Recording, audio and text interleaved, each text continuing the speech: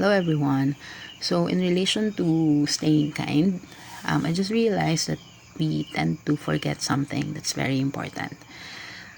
In order for us to really, stay kind to the world, we have to start by being kind to ourselves first, right?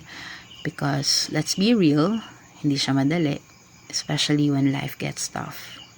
So, what do I mean by this? Example, you applied for a job, you keep getting rejected, not just once, not just twice, maraming beses. And that's when you start doubting yourself. Like, you're asking yourself, am I good enough? Am I doing something wrong? Right? But let me just remind you, or let me just remind myself too, na rejection doesn't define your worth. Mistakes don't mean failure. Okay? You have to be kind enough to yourself and say na, I did my best. I see where I can grow. I know these are the opportunities I need to work on. And I'm learning. When you start doing that, it means you're giving yourself grace na even things don't go your way, it's okay. Right?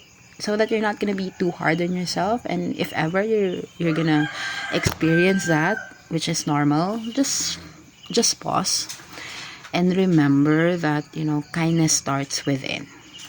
All right, and then you can come up stronger. You can show up better and really work on those opportunities that you have realized. And that's how we create, kinder world. It starts from within. It starts with you. It starts with me. So, let's stay kind to ourselves.